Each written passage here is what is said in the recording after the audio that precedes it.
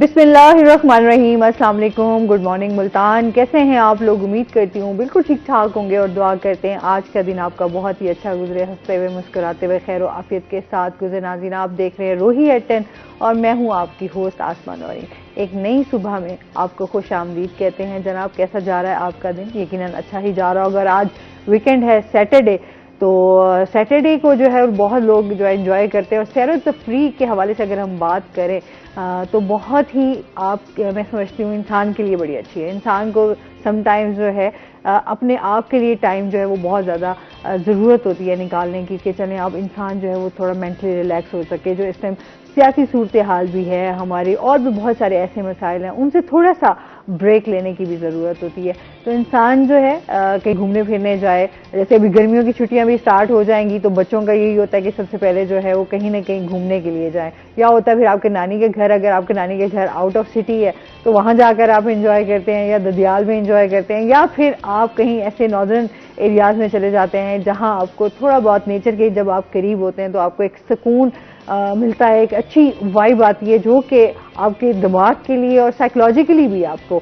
बड़ा जो है रिलीफ मिलता है। इंसान को बड़े कहते हैं ना, एक खुशी सी फील होती है कि अल्लाह ताला की आप जब कुदरत को देखते हैं कि अल्लाह ताला ने बहुत हमें नेमतों और रहमतों से नवाजा हुआ है, और अल्लाह की जो बनाई हुई ये दुनिया है वो नहायत ही खूबसूरत है। तो इसकी लिहाजा कहते हैं, जब मौला अली का कौल है, वो फरमाते हैं कि जब आप आजमाइश आपके ऊपर आए तो आप सब्र करें और अल्लाह के जो फैसले हैं उस पर राजी हो जाएं, तो आप देखेंगे कि आपको जो है बेहतर नहीं, आपको बेहतरीन जो है वो मिलेगा। तो इसलिए हमेशा हंसते रहें, मुस्कुराते रहें और ज़िंदगी को एंजॉय करते रहें। इसी के साथ अपने प्रोग्राम का सिलसिला आगे बढ़ाते हैं। आज हमारे साथ जो गेस्ट मौजूद हैं वो हैं जो हमारे रोही के सीनियर रिपोर्टर जुनेद अनवर। अस्सलाम वालेकुम, कैसे हैं आप? ठीक ठाक हैं? ठीक है। आज चाय के साथ हैं? हाँ जी, चाय के साथ। मौसम आजकल जो है वो जून जुलाई के अंदर जो है वो मई जून के अंदर जो है वो जनवरी वाला जो मौसम एंजॉय कर रहे हैं। तो चाय भी अच्छी लगती है इस मौसम के अंदर। अच्छा, आपको चाय पसंद है? हाँ, चाय पसंद ये अच्छी बात है। ये आपने वो कहते ना कि मुझे क्योंकि चाय पसंद है तो आपको चाय पसंद, तो मुझे अच्छा खुशी। चाय तो अब पाकिस्तान का एक कौमी मशरूब बनता जा रहा है। कोई और काम करने को ना भी मिले तो बता, ये कहते हैं चाय ले आओ, चाय पी ली जाए। तो ये भी बड़ी जरूरी है। चाय के बगैर भी मैं कहती हूँ जिंदगी जो है ना वो आपकी बड़ी अधूरी सी लगती है। तो चाय आपको मैं कहती हूँ जब आप बहुत ज़्यादा सुबह के टाइम ना पिए, मेरे तो सर में दर्द होता है बहुत शदीद और एक्टिव भी नहीं होती, तो इसलिए मैं घर से भी एक चाय का मग पी कर आती हूँ, फिर यहाँ पर ऑफिस में भी लाजमी पीती हूँ। ऑफिस में पीती हूँ। हाँ, ये ज़रूरी है एक्टिव रहने के लिए। अच्छा जी, हम जुनैद से जानेंगे इस टाइम जो हमारे सियासी सूरत हाल है, क्योंकि इनकी बीट भी सियासत से रिलेटेड है तो इनसे बातें भी सियासत के हवाले से होंगी। इस टाइम जो करंट सिचुएशन है जुनैद, क्या कहना चाहेंगे इस बारे में? क्योंकि हम देख रहे हैं जून का महीना तो ठंडा है, लेकिन हमारी जो सियासत का मौसम है वो बहुत ज्यादा गर्म है। हकीकत में सियासी सूरत हाल से लगता है कि मई जून जो है वो चल रहा है। हाँ। बल्कि सियासी सूरत हाल में देखें तो मई जून क्रॉस करके जुलाई भी आ चुका है। इतनी शिद्दत है, इतनी गर्मी है सियासत के अंदर। अभी जून चल रहा है। हाँ, कि लू भी चल मगर वहाँ लगता है कि जुलाई भी गुजर गया है सियासी सूरत हाल में, क्योंकि लू का मौसम भी गुजर चुका है। हाँ। शिद्दत वाली गर्मी है इस वक्त। डेली कोई ना कोई नई जो है वो वफादारी तब्दील हो रही है, जबकि वेदर जो है वो हमारा जनवरी फरवरी वाला है। तो इस वक्त जो सियासी सूरत हाल है वो इंतहाई मतलब गंभीर सूरत हाल है कि सियासतदान जो हैं वो अब अपना सियासी ब्रेक ले रहे हैं। ये भी पाकिस्तान की हिस्ट्री में पहली दफा आया।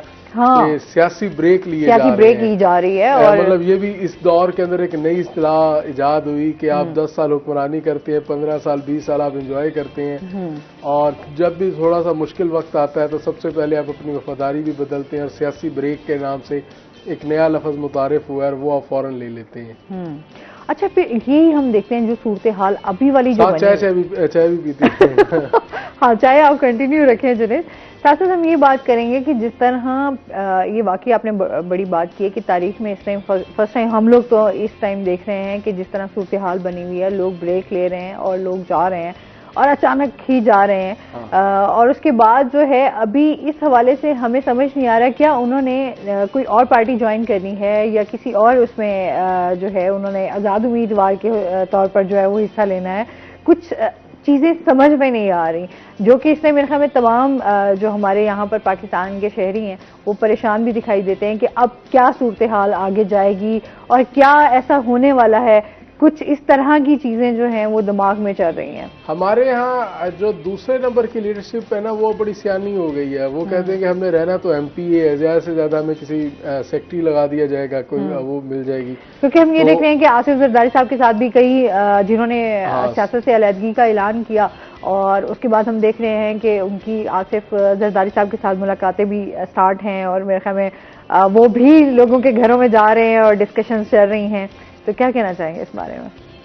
बिल्कुल, आसिफ जरदारी साहब एक दफ़ा फिर मुतहरिक हुए हैं। इस वक्त लाहौर के अंदर डेरे हैं, और ख़ास तौर पर आसिफ जरदारी जब लाहौर गए हैं और वहाँ पर उन्होंने अपना जो क़याम है वो किया है, तो जनूबी पंजाब से एक बड़ी तादाद में जो लोग हैं, जो तहरीक इंसाफ के टिकट होल्डर्स भी थे, या वो पहले दूसरे नंबर के उम्मीदवार थे और उनको टिकट्स नहीं मिले, और वो जो मतलब टिकट होने के बावजूद भी तहरीक इंसाफ में इन हालात में नहीं रहना चाहते, तो वो आसिफ जरदारी साहब से मिले हैं और उन्होंने बाकायदा पीपल्स पार्टी में शमूलियत भी इख्तियार की है। देखें, पीपल्स पार्टी इस वक्त जो है सिंध तो पीपल्स पार्टी के पास मौजूद है। अगर पीपल्स पार्टी को पंजाब में से कहीं अच्छी पोजीशन मिल सकती है या पीपल्स पार्टी अपना कहीं शेयर ले सकती है, तो वो जनूबी पंजाब से ही शेयर ले सकती है। आप देखें, साबका इलेक्शन के अंदर 2018 के इलेक्शन में भी पीपल्स पार्टी ने मुजफ्फरगढ़ के अंदर एक अच्छी अपनी पोजीशन ली, और एक अक्सरियती नशिस्तें मुजफ्फरगढ़ से पीपल्स पार्टी अपने नाम करने में कामयाब हुई। मुल्तान से गिलानी साहिबान ने अच्छी फाइट की, बिलाशुबा वो दूसरे नंबर पर रहे, मगर एक वोट की तादाद में बहुत अच्छे वोट थे। उसके बाद ज़िमनी इलेक्शन में अली मूसा भी जीते, अली हैदर गिलानी सूबाई असम्बली की नशिस्त भी जीते। इसी तरह रहीम यार खान के अंदर मखदूम अहमद महमूद अपना एक अच्छा असर रसूख रखते हैं और वहाँ से भी वो अपनी नशिस्तें जीत लेते हैं। तो पीपल्स पार्टी को अपर पंजाब की निस्बत जनूबी पंजाब के अंदर ज़्यादा अच्छी उसके लिए स्पेस मौजूद है, और पीपल्स पार्टी यहाँ से अपना शेयर जनूबी पंजाब से ले सकती है। यही वजह है कि आसिफ जरदारी साहब जो लाहौर में बैठे, उसके बाद जनूबी पंजाब पर उनकी खुसूसी नज़र थी, और जनूबी पंजाब से बड़े बड़े नाम जो है वो पीपल्स पार्टी की तरफ मुतवज्जे, और उन्होंने शमूलियत भी इख्तियार की, और कुछ पार्टी टिकट्स भी जो है वो कन्फर्म किए गए हैं।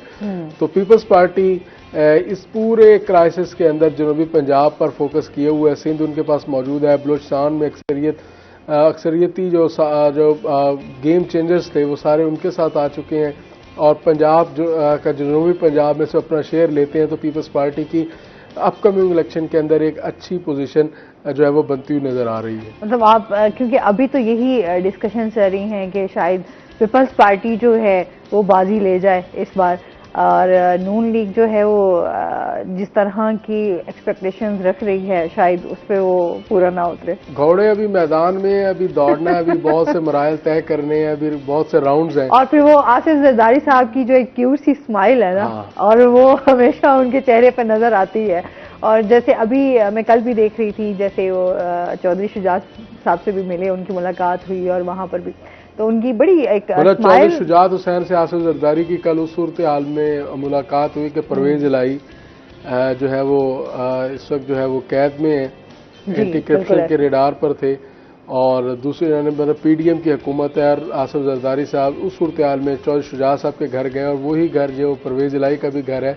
तो ये बड़ी माने खेज जो है वो एक मुलाकात है। और जरदारी साहब के बारे में ये चीज़ है कि वो मर्द बहरान भी है, मतलब हमेशा बहरान जब भी आता है कोई ना कोई वो अपना रास्ता निकाल लेते हैं। मफामत के बादशाह तो उन्हें कहा जाता है। तो पाकिस्तान किस पॉलिटिक्स में, मतलब हम जिस एज में और हमने जितनी वो देखी है पॉलिटिक्स, तो आप ये देखें कि आसिफ जरदारी साहब ऐसे गेम चेंजर हैं कि आप उनसे कभी भी कुछ भी तवक्को कर सकते हैं, और वो कभी भी कुछ भी। मेरे ख्याल में कोई शक वाली बात नहीं है कि आप अगर जरदारी साहब की सियासत की बात की जाए उनके हवाले से, तो वाकई गेम को जो है वो 1 मिनट में चेंज कर सकते हैं, गेम को चेंज कर सकते हैं। तो ये उनको गुर आता है, ये उनको गुर आता है, ये उनकी खासियत है। एक कॉलर है हमारे साथ। अस्सलाम वालेकुम। वालेकुम अस्सलाम। अलीवाल बात कर रहा हूँ मुल्तान से। जी जी, क्या कहना चाहेंगे? सवाल मेरा है 9 मई के हवाले से, और तरीके साहब से टूट के सार के ऊपर 9 मई का हवाला बीबी ठीक है जना उस वाला जो केस है या दीगर इसमें वाक़या तो है, वो वाक़या सोचनाक है, शर्मनाक है हमारे लिए ऐसे पाकिस्तानी। मगर वजूहत ये कि इसकी जाननी वजूहत क्या जानना जरूरी है ना। क्या इस्लामाबाद हाई कोर्ट पे हमला करना सही था? अगर इस्लामाबाद हाईकोर्ट पे हमला ना होता और गैर कानूनी काम ना होता तो बात तक क्या हो। असल मुजरिम तो वो है जिन्होंने इस्लामाबाद हाईकोर्ट पे हमला किया, क्या वो कानूनी और आईनी था? क्या उसका जवाब है आईनी कानूनी होने का? अगर वो आईनी और कानूनी है तो ये भी आईनी और कानूनी है, और अगर ये गैर कानूनी है तो इस्लामाबाद हाईकोर्ट पे हमला होना भी आईनी और गैर कानूनी था। उनके मुजरिमों को पकड़ के सजा दी जाएगी। इसके जब तक अदालतों में बैठे लोगों को सजाएं नहीं होंगी, उनको ये सजा दिया जाएगा कि मुल्क सीधा नहीं हो सकता। अदालत में बैठे लोगों को पकड़ा गया, मुजरिमों को उनको सजा दी क्या मसला बनेगा। जैसे आईजी को बुलाते हैं शहीदाबाद में शर्जिल काफी जी का, तो उस आईजी को क्यों नहीं सजा होती? उसको 2-4 साल की जेल भेजें, उसकी सारे जब्त करें ताकि उनको पता लगे सरकारी अफसरान को हम जब काम करें हमें सजाएं होंगी। इन अफसरान को अदालत में बैठे लोगों को ये डर नहीं होगा जब तक कि हमें सजाएं मिलेंगी, वो गलत काम करते रहेंगे। अपना पूछने वाला भी कोई नहीं, सजा देने वाला कोई नहीं। कानून पता है कि हमने अदालत में सजाएं दिवाली इसलिए कानून ऐसे बनाए कि अदालत के छात्र वो गलत काम करते हो, सियासतदान हो या जो जर्नल हो, ब्यूरोक्रेट हो, जो भी हो, वो अदालत के सर पे गलत काम करते हैं, वो बच जाते हैं सारे के सारे, और गरीब बेचारा रंगा जाता है। मैं मजदूर होकर आर्मी पेंशनर होने के बावजूद 20 साल एक लेबर का केस लड़ा, वो लड़ रहा हूँ अभी तक। 21 साल हो गए, 2003 तक केस अभी तक मुझे इंसाफ नहीं मिला। इंसाफ का तो ये हाल है। और बड़े लोगों को घंटों के अंदर इंसाफ मिल जाता है, मिनटों में इंसाफ मिलता है। घर में बैठे लोगों की जमानत ये चीज नहीं होती। यहाँ पे ये इंतजाम दोगला। जब तक दीदी हमारा इंसाफ का नमाज जैसा नहीं होगा, इंसाफ का इंतजाम गरीब अमीर के बराबर नहीं होगा, कभी हम साफ मिलते जो मर्जी कर रहे हैं। जिनको चाहिए मेरा नंबर ठीक है जी, बहुत शुक्रिया कॉल करने का, बहुत शुक्रिया जी। बात वही आ जाती है कि हम लोगों का ना, कल भी हम यही बात कर रहे थे कि लोगों का ना इदारों पर से एक एतबार उठ गया है। अगर हम इंसाफ की बात करें, अच्छा आइन की बात करें, कानून की बात करें, सब कुछ मौजूद है, लेकिन बात वही आ जाती है कि हम लोगों को जो है इदारों की तरफ से जो चीज़ हम इंसाफ चाह रहे होते हैं वो मिलता नहीं है। और उसके बाद जो है अभी जो सूरत हाल है वो यही है करंट के लोगों का एतबार उठ गया है। कॉलर जो है उनका भी बेसिकली यही कहना है कि वो जो बात कर रहे हैं, जो उनका गिला भी है, वो कोई अपने केस का भी जिक्र कर रहे हैं कि 20-25 साल से उस केस में है, कि उनका यही कहना है सादा अल्फाज में कि गरीब के लिए और कानून है और अमीर के लिए ऐसे और कानून है। आप अमीर हो, ताकतवर हो, तो आपको जो सुप्रीम कोर्ट जो है वो भी आपको वेलकम कहती है और कहती है गुड टू सी यू। जबकि अगर आप गरीब हो, आपके पास वसाइल ना हो, तो आपको पुलिस वैन से ठुड्डे पड़ना शुरू होते हैं। अच्छा, ये के लिए नहीं है, ये सबके लिए सबके लिए ये हम ये देखते हैं रिलीफ जो है अमीर के लिए रिलीफ जो है, मतलब देखे जाए आप कहीं भी देखें, आपको अगर आपने कभी नोट किया है कि जब भी किसी अदालत का हो तो वो एक जो डमी सी होती है उसके आंखों के ऊपर नकाब किया होता है, काले रंग की पट्टी बांधी होती है। वो काला रंग इसलिए होता है कि काले रंग से नजर नहीं आता चीज ज्यादा ना, ताकि वो जो जज है, जो मुंसिफ है, वो इस हवाले से अंधा हो कि मेरे सामने कौन है, मतलब वो अमीर और गरीब का एक कंपैरिजन ना कर सके, वो इंसाफ पर बात कर सके और वो दोनों फरीकों की बात सुने और सबूतों को देखते हुए जो है वो अपना फैसला दे। मगर हमारे यहाँ ऐसा नहीं होता। हमारे यहाँ ताकत देखी जाती है, उसका स्टेटस देखा जाता है और उसकी जो पोजीशन है उसको देखकर जो है वो फैसले भी किए जाते हैं, और उसकी पोजीशन को देखते हुए ही इंतजामिया जो है और जो मशीनरी है सरकारी वो हरकत में आती है। ये एक आम पाकिस्तानी का एक प्रॉब्लम है। कहा जाता है कि वो जब तक किसी मुल्क के अंदर अदालतें खुली और वो इंसाफ हो रहा हो, तो उस वक्त तक उस मुल्क के अंदर कोई भी बड़ी तबाही नहीं आ सकती या उसका कोई भी उसको ज़्यादा तबाह नहीं किया जा सकता। मगर जब वो अदालतें अपना काम करना छोड़ जाएं या इंसाफ जो है वो बिकना शुरू हो जाए, तो फिर उस मुल्क के ऊपर सवालिया निशान आना शुरू हो सकते हैं और उस मुल्क की जो क्रेडिबिलिटी है और उस मुल्क के जो मजीद जिंदा रहने की जो बातें हैं उस पर जो है वो सवालात खड़े हो जाते हैं। अच्छा, फिर हम बाहर की अक्सर मिसालें क्यों देते हैं? वो इसीलिए देते हैं कि वहाँ का जो एक सिस्टम है कानून के हवाले से वो हर बंदे पर लागू है, चाहे वो अमीर है, चाहे वो गरीब है, चाहे वो वहाँ का सदर ही क्यों नहीं है, तो वो हर किसी पर सेम है। आज़ादी वहाँ पर मौजूद है। आप सिर्फ इसी से अंदाज़ा लगा लें कि इस वक्त जो है वो नवाज शरीफ के घर के बाहर जो है वो एहतजाज करना बहुत आसान है। लोग जाते हैं, उन्होंने फ्रीडम जो है स्पेसेस बनाई हुई है कि वहाँ जाके आप अपना एहतजाज रिकॉर्ड कराएं। और खैर हम तो पाकिस्तानी हैं, तो वो उन्होंने और स्टाइल में भी इसको जो किया जो कि अब लोग उसे तंग। मगर आप सोच सकते हैं कि वहाँ नवाज शरीफ के दरवाजे के ऊपर और जहाँ एक कमरे की मुसाफत से नवाज शरीफ बैठे हैं चंद कदम से, वहाँ पर लोग एहतजाज कर रहे हैं अपना। क्या ये पाकिस्तान के अंदर मुमकिन है? सिर्फ नवाज शरीफ के घर नहीं, इमरान खान के घर नहीं, आसिफ जरदारी साहब के घर नहीं, किसी के भी घर के बाहर इतने क्लोज जाके आप अपना एहतजाज रिकॉर्ड करा सकते हैं या पूरा अमन रहते हुए नहीं। हमारे यहाँ एक तरबियत का भी फुकदान है। आप देखें 9 मई को जो वाकया हुआ कि लोग अपना एक रद्द-ए-अमल के तौर पर निकले, इमरान खान की गिरफ्तारी के ऊपर एहतजाज करने लगे, मगर हमारे यहाँ था जबकि जलाओ घिराव ना करो तो उस वक्त तक जो हमारा वो एहतजाज को जो सुकून है वो नहीं मिलता। आप देखें 9 मई को स्पेस मिली और क्या इस पाकिस्तान के अंदर नहीं हुआ। दुनिया के अंदर भी एहतजाज होते हैं, इससे बड़े बड़े एहतजाज भी होते हैं, माइनर लेवल के वो तशद्दुद के वाकयात भी होते हैं, जलाओ घिराव भी तो माइनर लेवल का होता है, मगर इस लेवल का एहतजाज कि अपनी अमलाक को जलाना, कायदे आज़म के घर को जला देना, शोदा की जो उनको जो है उनकी बेहुरमती करना है, ऐसा तो दुनिया के अंदर कहीं भी नहीं होता। इसकी बहसियत कौम भी हमें ये सोचना चाहिए। और ये जो काम है वो लीडरशिप का होता है कि अपने कारकुन की किस तरह तरबियत करते हैं, जबकि लीडरशिप अगर अपने कारकुन को इसी तरफ लेकर जाएगी। ये हमारी तमाम सियासी पार्टियों का यही हाल है कि जब उनके किसी लीडर पर हाथ डाला जाता है तो वो ऐसी तरह की मजामत होती है और इसी तरह के जलाओ गिराव होते हैं जिससे पाकिस्तान का नुकसान होता है। बहुत सारी चीजें हम लोग बहुत अरसे से ये देखते आ रहे हैं कि इस तरह का जलाओ घिराव किया जाता है, लेकिन जाहिर सी बात है ये जो वाकया हुआ ये तो बहुत ही मैं समझती हूँ वो इसकी जितनी भी मजम्मत की जाए वो कम है। और फिर अपने ही मुल्क को नुकसान पहुंचाना कौन सी दलेरी है और कौन सी मैं समझती हूँ आपका ये हौसला है कि आप अपने मुल्क को अच्छा फिर सफर भी तो हम लोग ही कर रहे होते हैं। अभी जो हालात हैं, अभी जो चीजें हम देख रहे हैं वो हम ही सफर कर रहे हैं ना। चीजें होनी है वो होनी तो टैक्सेस के पैसे से है ना, वो टैक्स किसका है, वो मेरा और आपका टैक्स है। ठीक है, और फिर महंगाई है, बेरोजगारी है, फिर हमारे मसाइल है, हम कम चीजों से अभी लड़ रहे थे जो हमारे लिए एक अब नया हमारे लिए आपके अपने घर में लड़ाई और अपने घर को कोई जलाएगा, कोई भी नहीं जलाता, मगर मुल्क को भी अपना घर समझना चाहिए हम सबको। और वो जो इमलाक है वो हमारी ही है, वो हमारी इमारतें हैं, हमारी इंफ्रास्ट्रक्चर है, उसको नुकसान जो है वो पहुंचाया तो अपने घर को नुकसान पहुंचाया और वो दुनिया को क्या मैसेज गया।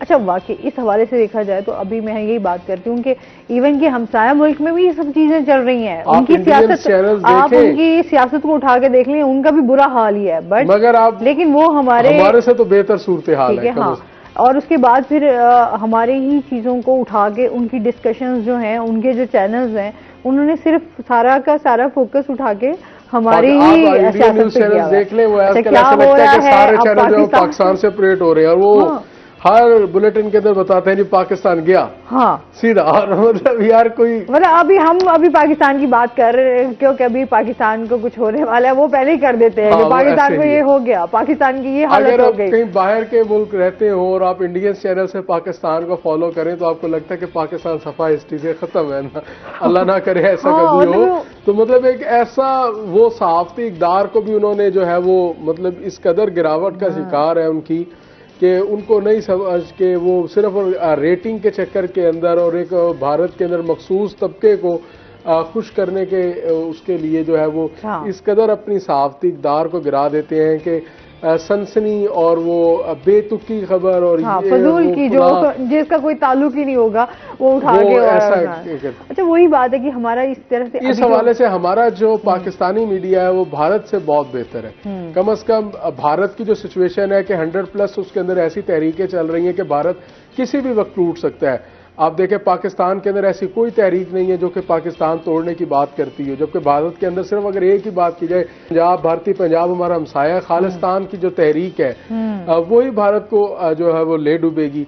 99 इस वक्त जो है वो फ्रीडम मूवमेंट्स चल रही हैं भारत के अंदर, जबकि हमारा जो मीडिया है हमने आज तक भी कभी भी उनके इंटरनल मैटर्स के अंदर इस तरीके से रिपोर्ट नहीं किया। हुआ हमने देखा हमारी अपनी सियासत के चक्करों से बाहर निकलेंगे वाली जो फप्पे कुटने वाला जो रोल है ना वो हमारे मीडिया ने कभी ऐसा अदा नहीं किया। अच्छा वो ऐसा हुआ था ना कि हमारा क्योंकि हमारे अपनी मसले मसाइल इतने हैं कि हम किसी की क्या इंटरफेरेंस करेंगे। मजीद भी इस पे बात करेंगे नाज़रीन, जिस तरह यहाँ पर सियासत में गर्मी चल रही है ना, इसी तरीके से मौसम का हाल जान लेते हैं, चलते हैं अपने सेगमेंट की तरफ, टुडेज वेदर।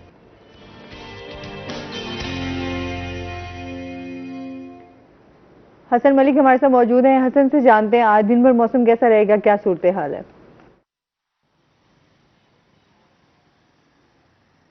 जी आसमा शहर-ए-औलिया मुल्तान के अगर आज के मौसम की बात की जाए तो आज अलल सुबह से ही मुल्तान शहर में मतला अबर आलूद दिखाई दे रहा है। हल्की हवा चलने से अब मौसम खुशगवार भी है और गर्मी की शिद्दत में नुमाया कमी देखने को आ रही है।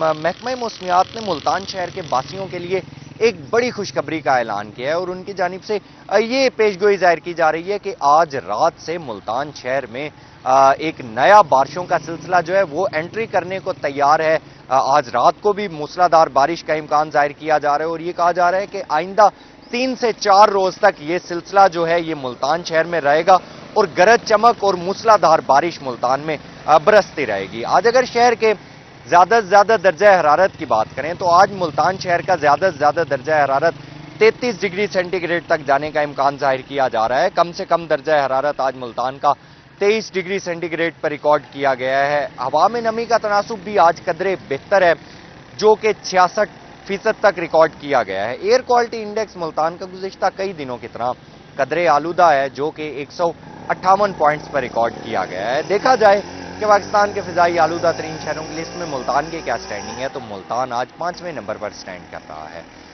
आइंदा 24 घंटों के हवाले से अगर बात करें तो आसमा महकमा मौसमियात की जानिब से ये पेशगोई जाहिर की जा रही है कि आज से जो बारिशों का सिलसिला है वो एंट्री करेगा और इसी के साथ ही बारिशों का ये सिलसिला आइंदा 3 से 4 रोज तक भी जारी रहेगा। गुज़िश्ता दिनों के हवाले से अगर बात करें तो गुज़िश्ता दिनों से भी काफ़ी ज़्यादा मुल्तान में बारिश गरज चमक के साथ बारिश हो रही है।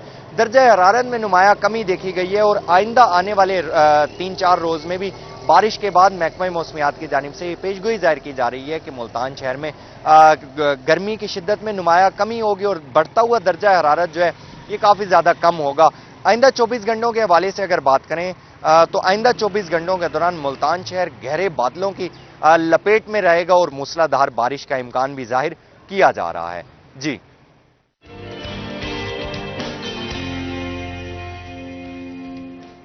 बहुत शुक्रिया हसन मलिक आपका। और जिस तरह हसन बता रहे हैं कि अभी भी बारिशों का सिलसिला जो है वो जारी सारी रहेगा और अभी हम जिस तरह आम की बात करते हैं इस पर भी बात होगी लाजमी, लेकिन अभी हमने जाना है ब्रेक पे, हमारे साथ रहिएगा।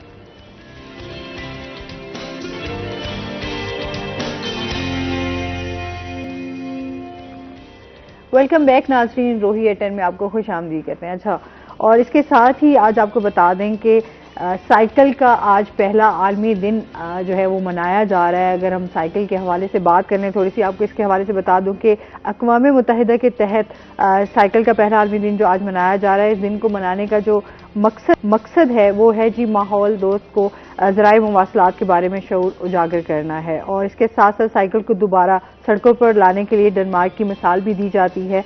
अगर हम बात करें कि जहां 50% बाशिंदे जो हैं वो साइकिल पर सफ़र करते हैं, उसके लिए 12,000 किलोमीटर तवील ट्रैक्स और साइकिल लेन भी वहां पर मौजूद हैं। और अगर हम बात करें साइकिल के फ़वाइद क्या क्या हैं, तो साइकिल चलाने की बड़ी, वैसे आपके हम यहाँ देखें जो लोग बहुत अच्छे से साइकिल चला रहे हैं बड़े फिट नज़र आते हैं। एक तो हम अगर बात करें कि आपकी फिटनेस जो है वो कितनी ज़रूरी है, वैसे अभी जिस तरह पेट्रोल की सूरत हाल थी ना तो बहुत सारे लोगों ने जो है वो साइकिल खरीद ली बाकायदा कि दोबारा से साइकिल पर जो है वो सफ़र किया जाए। लेकिन अगर हम बात करें कि इसका जो हम डेली के हवाले से जो फ़ायदे देखते हैं और उसके साथ साथ साइकिल चलाने से आपका ये होता है कि आपको बहुत सारी बीमारियों से भी जो है वो निजात मिलती है, क्योंकि आप जितना आपकी पूरे बॉडी जो है वो वर्कआउट उसका रहेगा उतना आप बीमारियों से दूर भागेंगे।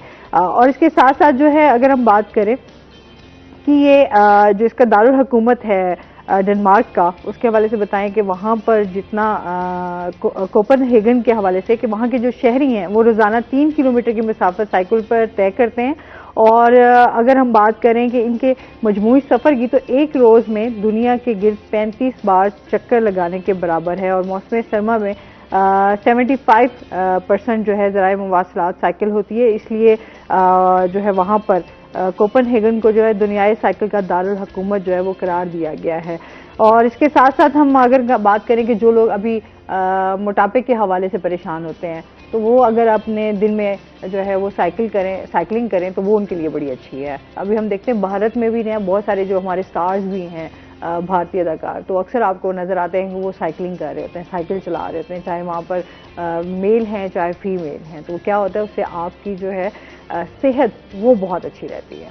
तो वैसे आप भी जुनैद वैसे साइकिलिंग स्टार्ट कर दें, क्या चलाइए साइकिल बड़ी अच्छा, कितनी चलाई है बचपन में? वैसे हमारे स्कूल साइकिल पर जाते थे, घर का सारा सौदा साइकिल पर लाया जाता है। उसके बाद कॉलेज तक जो है वो साइकिल पे यार साइकिल का सफर वैसे होता बड़ा मजेदार है ना? हाँ। अच्छा, मैंने स्टार्ट में साइकिल जो है पुरसकून तरीके से आप आराम से घंटा पहले घर से निकले और आप पैदल चलते रहे या साइकिल पर चलते रहे, तो वो अच्छा पहले साइकिल्स नजर भी आते थे, अब तो आप देखें अब तो साइकिल्स ही नहीं है, अब मतलब हमारी नहीं, मगर उस तरीके से नजर नहीं आती। जाहिर सी बात है, देखें दुनिया हमारी, हम जहाँ देखते हैं, हमारे अब यहाँ मुल्तान में स्पेशली इतनी गाड़ियों की तादाद नहीं थी। ट्रैफिक के हवाले से अगर हम बात करें तो अभी जितनी आपको रोड के ऊपर गाड़ियां नजर आएंगी और बाइक्स नजर आएंगी, उतनी आपको साइकिल तो अब उस लिहाज से तो आपको नजर नहीं आएगी, क्योंकि हम सहूलत पसंदी की तरफ ज्यादा जाते हैं, हम आरामदेह सफर ज्यादा चाहते हैं।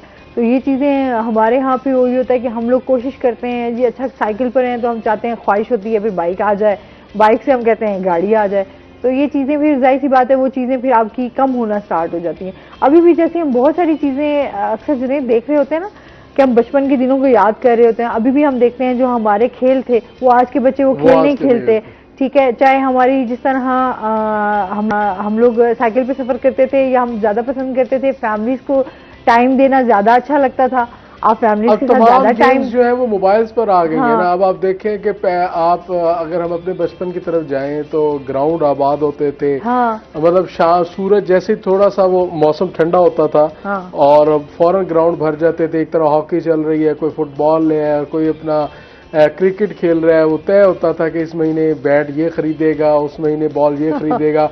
और आप बुक सेंटर्स पर जाते थे, वहाँ किताबों के साथ साथ आपको ऐसी खेल की चीजें भी मिलती थी, मतलब बच्चे अपने वालिदैन, हम भी अपने वालिदैन के साथ जाते थे तो जिद करते थे कि बैट लेना है या बॉल लेनी है या अपनी फुटबॉल लेनी है। मगर अब वो चीज देखी जाए तो आज की जो जनरेशन है वो सीधा कहती है कि मैंने आईफोन लेना है और मैंने सैमसंग का ये जो है वो अभी भी लेना है। और मेरी ख्वाहिश होती थी, अच्छा मुझे वाकई साइकिलिंग का शौक है, मैंने बचपन में साइकिल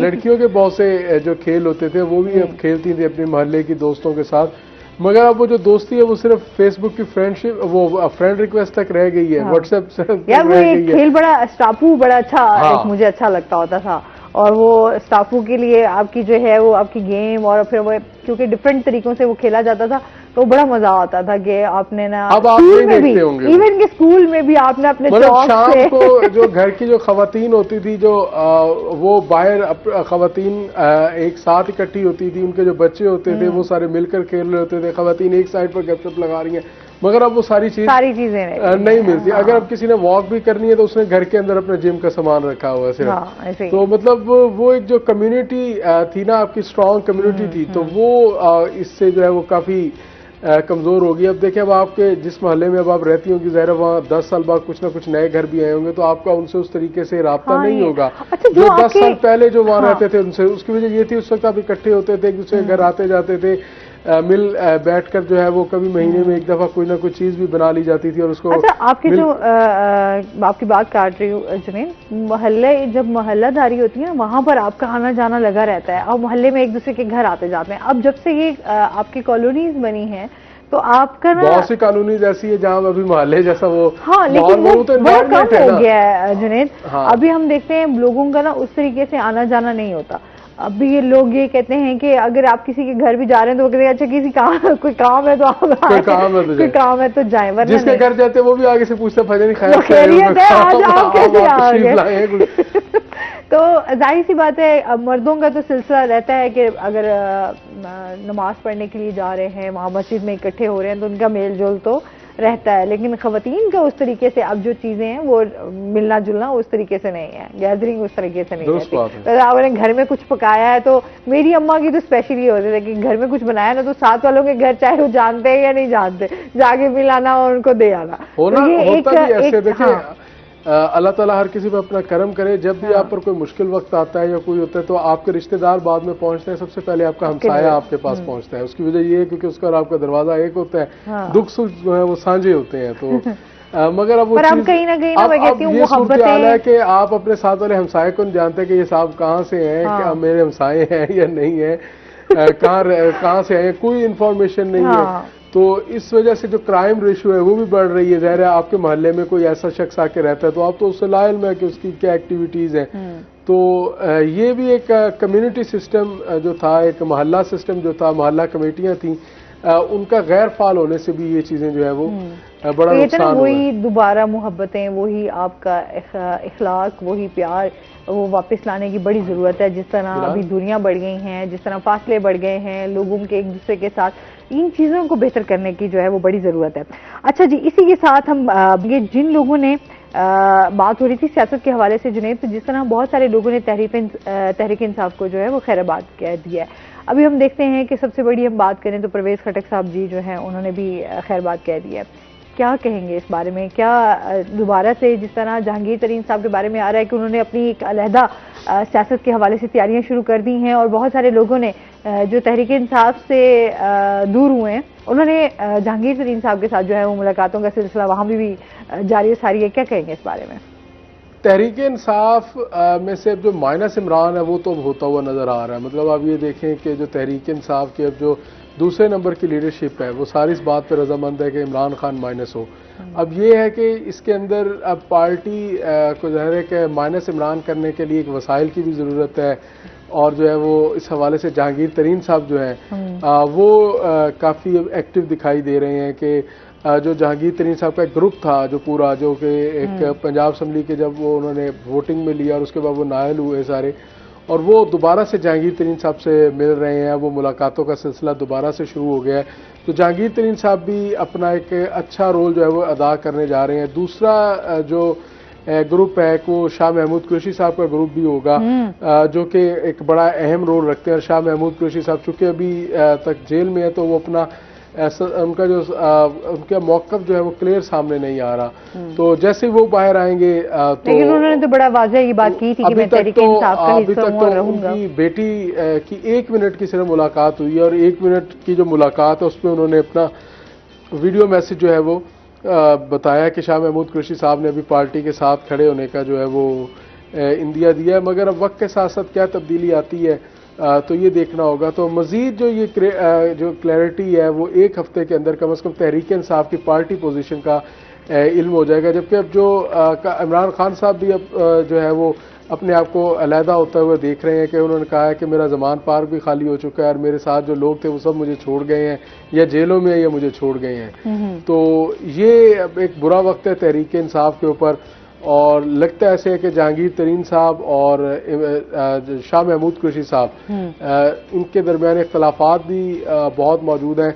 मगर ये वो दोनों शख्सियात हैं कि ये किसी मकसद के शायद इनको इकट्ठा किया जा सकता है। अगर ये दोनों एक प्लेटफॉर्म पर आ जाते हैं तो यकीनी तौर पर तहरीक इंसाफ जो है फिर एक दफ़ा दोबारा से जो है वो बूस्ट जो है वो लेती हुई दिखाई देगी कि जो पंछी जो उड़कर गए हैं वो भी वापसी का रास्ता देंगे। ऐसे बड़े नाम इस हवाले से आ रहे हैं, पंछी।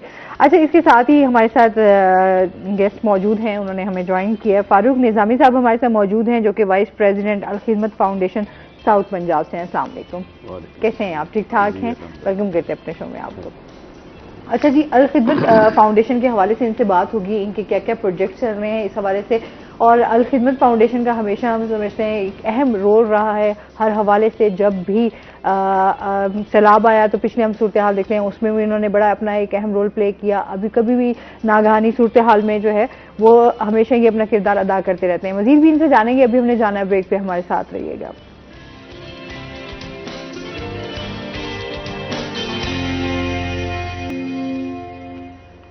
वेलकम बैक नाज़रीन, रूही एयरटेल में आपको खुश आमदीद कहते हैं।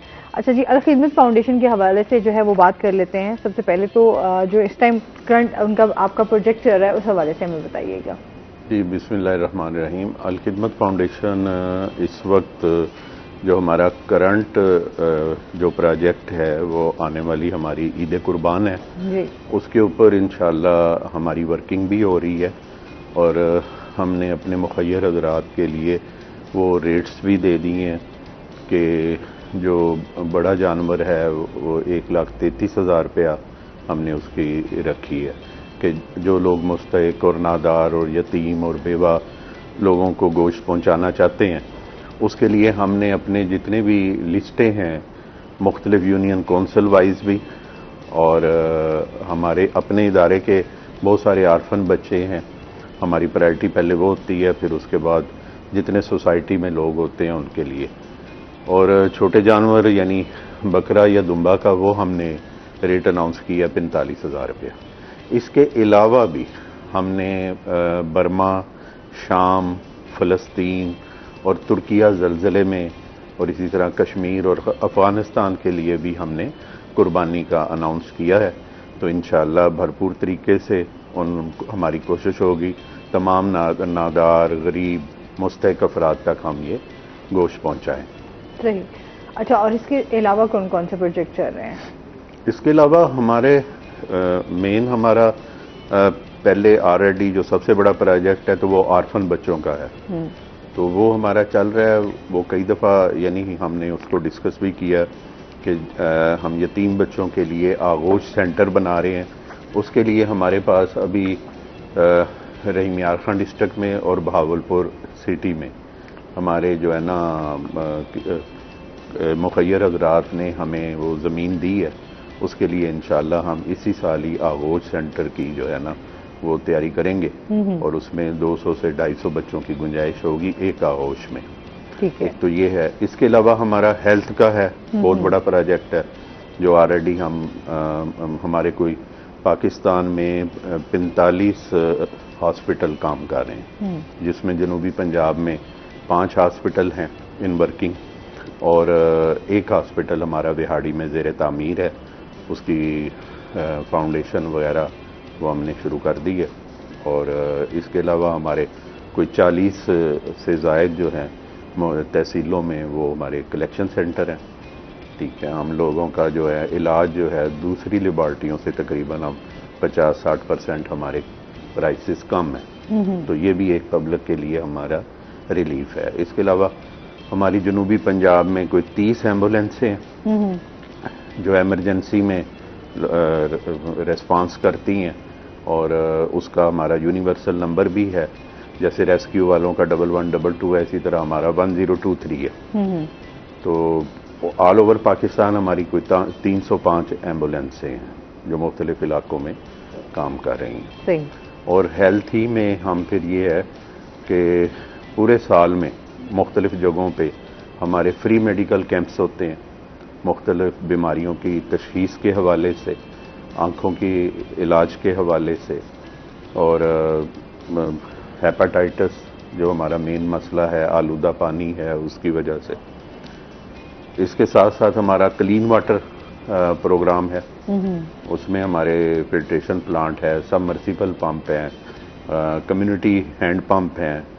तो ये हमारे प्रोजेक्ट्स वो भी हमारे चलते रहते हैं। और इस तरह मुल्तान में भी हमारे माशाल्लाह कार्डियोलॉजी में, निश्तर मेडिकल यूनिवर्सिटी में, गर्ल्स हॉस्टल में, ये शहबाज शरीफ हॉस्पिटल में और अभी पिछले साल हमने कोई रेलवे स्टेशन पे उन्होंने रेलवे वालों ने जो है वो हमारे हैंड ओवर कर दिए हैं। 2 फिल्ट्रेशन प्लांट हम उनको भी रन कर रहे हैं और सुपरवाइज कर रहे हैं। तो नेक्स्ट भी हमारे अंडर हैं उसमें प्रोजेक्ट में 2 फिल्ट्रेशन प्लांट और हैं और मुख्तलिफ तहसीलों में तकरीबन हमारे कोई 18 फिल्ट्रेशन प्लांट जो है वो इन वर्किंग हैं, जहाँ से लाखों अफराद जो है वो डेली मुस्तफीद होते हैं। सही। अच्छा, और एजुकेशन के हवाले से जो आपका प्रोग्राम चल रहा है उसके हवाले से भी बताइएगा। जी, एजुकेशन के हवाले से ये है कि हमने मुल्तान में गुलगश्त में एक स्किल डेवलपमेंट सेंटर हमने अपने ऑफिस में, हमारा एक बहुत बड़ा हॉल है जहाँ पे कोई 150-200 लोगों की बैठने की गुंजाइश है। वहाँ पे हम बच्चों के लिए, क्योंकि आप ये देखें ना कि बहुत सारे लोग PhD, डॉक्टर, इंजीनियर बन के उनको ना सरकारी जॉब है ना प्राइवेट इदारों में उनकी गुंजाइश है, तो वो टैलेंट हमारा ज़ाया हो रहा है। और बहुत सारे लोग जो अब ना वसाइल रखते हैं वो बाहर जा रहे हैं।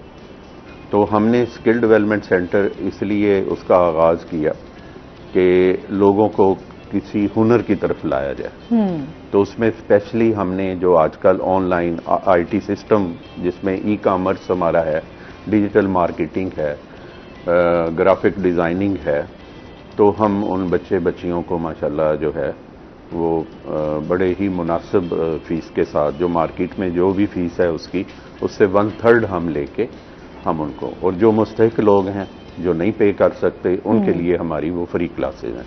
सही। तो उसमें हमारा दूसरा बैच चल रहा है माशाल्लाह, और उसके साथ इंशाल्लाह इसी अगले 2 माह में इंशाल्लाह हमने तमाम इजला में ये प्रोजेक्ट शुरू करने हैं। सही हो गया। और इसके साथ साथ जिस तरह हेल्थ के हवाले से भी बात करेंगे कि हेल्थ जो आपके प्रोजेक्ट चल रहे हैं उसमें जो लोग अफोर्ड नहीं कर सकते उनके लिए क्या आसानियाँ हैं, क्या सहूलियात हैं? देखें, पिछले 10-12 साल से हमारा ये डायग्नोस्टिक सेंटर जो मुल्तान में काम कर रहा है या जितने भी कलेक्शन सेंटर, ये हमने क्लियर कट हमारी इदारे की पॉलिसी है। और मेरा ख्याल नहीं है कोई हमारे रिकॉर्ड में ऐसा नहीं है कि जिसकी जेब में पैसे ना हो और हमारे वहां से वो खाली गया हो। ठीक है, उसके लिए हमारे पास एक अलहदा फंड होता है जो मुखय्यर हजरात हैं वो हमें उसमें अपनी ज़कात या उसमें से हमारे पास फंड मौजूद होता है, हम उसमें से उसको पे करते हैं। सही। ये हमारा है, लेकिन ये नहीं है कि अगर कोई नहीं पे कर सकता तो नहीं, जो उसका मुस्तहिक है ज़कात का उसके लिए हमने फ्री किया होगा। सही। अच्छा, अल खिदमत फाउंडेशन का बहुत सारे लोग ऐसे हैं जो हिस्सा बनना चाहते हैं, अब उनको कैसे वो आपका हिस्सा बन सकते हैं फाउंडेशन का? जी, ये तो बहुत आसान है। देखें, सबसे पहले तो है इंसान की अपनी नीयत और उसका इंटरेस्ट, और सिर्फ हमारे जो है वो उसके माइंड में एक चीज़ हो कि जब मैंने जो काम करना है वो अल्लाह की रज़ा के लिए करना है। ठीक है, और मेरे पास जो ऐसा वक्त है जो मैं इधर उधर दूसरी सरगर्मियों में देता हूँ, अगर मैं इंसानियत की खिदमत के लिए दूँ तो मुझसे अल्लाह भी राज़ी होगा और मखलूक खुदा की खिदमत भी होगी। बिल्कुल। तो उसके लिए हमने एक अपना फार्म है, हमारा रजिस्ट्रेशन फार्म है, तो उसमें उसके कवायद होते हैं। ठीक है, फिर मुख्तलिफ जो हमारे प्रोजेक्ट्स में है उसमें हमें जो है ना वो जब ज़रूरत होती है हम उनको बुलाते भी हैं, उनकी तरबियत का भी एहतमाम करते हैं, उनको इस पूरी ऑर्गेनाइजेशन की या जिस तरह ऑफिस वर्क होता है या फील्ड वर्क होता है हम उनको ट्रेनिंग देते हैं। कुछ लोग ये इंटरेस्ट शो करते हैं कि ठीक है हम हंगामी सूरत हाल में अवेलेबल होंगे, तो जब भी डिज़ास्टर आता है, और हम अभी रिसेंटली हमने सवात में और मालाकंड वगैरह में हमने वहाँ पे इनके तरबियती कैंप भी डिज़ास्टर के कराए हैं, जिसमें तैराकी है, कश्ती रानी है, इस तरह रस्सों से किस तरह पुल पार किया जाता है, किस तरह एक जगह से दूसरी जगह पहाड़ों से पानी से किस तरह गुजरा जा सकता है, किस तरह लोगों को निकाला जा सकता है। सही। ये हमारा पिछले 1 माह से 8-8 दिन के हमारे कैंप चल रहे हैं। तो हमारा तो ये टारगेट है कि हम इंशाल्लाह इस साल के एंड तक तकरीबन हम पूरे पाकिस्तान में 1 लाख रज़ाकार तैयार करेंगे जो किसी भी हंगामी सूरत हाल में अवेलेबल होंगे। इसके अलावा जब रमज़ान आता है तो उस वक्त भी हमें ज़रूरत होती है कि कोई ऐसे नौजवान हमारे साथ जुड़ जाएं कि हमारे राशन पैक कराएं। हमारे पास लिस्टें मौजूद हैं, मुस्तहिक लोगों तक खुद अपने हाथ से जाके वहाँ तकसीम करके आएँ। सही। तो उसके लिए हमारी यानी यूनिवर्सिटी और प्राइवेट इदारे जो हैं हम उनके साथ हमारी मीटिंग्स चल रही हैं और हम अपने वहाँ पे अपनी प्रेजेंटेशन देंगे, और इंशाल्लाह बहुत सारे बच्चे बच्चियाँ जो हैं वो इस तरफ आना चाहते हैं कि हम खिदमत खल्क करें।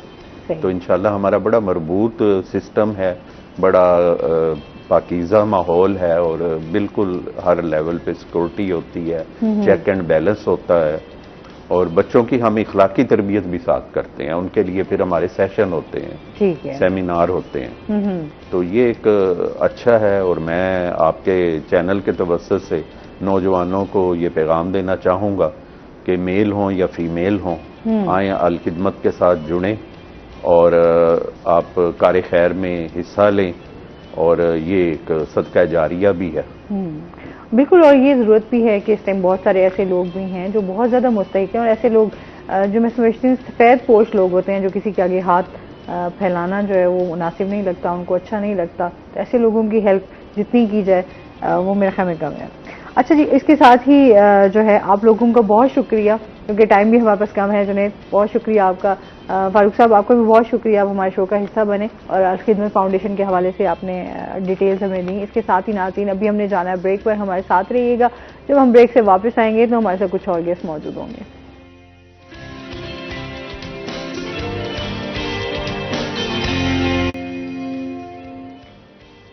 वेलकम बैक नाज़रीन, वही टर्न में आपको खुश आमदीद कहते हैं और ब्रेक के बाद हमारे साथ गेस्ट मौजूद हैं, उनका तारुफ करवा देते हैं। आज हमारे साथ मौजूद हैं जी डॉक्टर ज़ीशान ताहिर। अस्सलाम वालेकुम, कैसे हैं आप? ठीक ठाक हैं? वेलकम कहते हैं आप? ठीक है जी, अल्हम्दुलिल्लाह।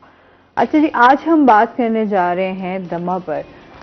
एस्थमा पे बात होगी कि एक्चुअली क्या है, इसकी वजूहात क्या हैं और इसके साथ साथ इसका ट्रीटमेंट क्या है, क्या एहतियाती तदबीर इख्तियार करनी चाहिए जिससे हम इससे बच सकते हैं। बच्चों के हवाले से भी बात होगी। आप भी हमें ज्वाइन करना चाहें, कोई क्वेश्चन करना चाहें तो आप भी कर सकते हैं। अच्छा, सबसे पहले तो दमा के हवाले से बात कर लेते हैं कि एक्चुअली होता क्या है। मैडम, ये दमा जो है ना, हमारी सोसाइटी में एक कॉमन बीमारी है, ठीक है, लेकिन मसला मतलब यहाँ पे है कि हम उसको मानने के लिए तैयार नहीं होते हैं, ठीक है। हम उसे खांसी ही समझते रहते हैं, चेस्ट इन्फेक्शन समझते रहते हैं।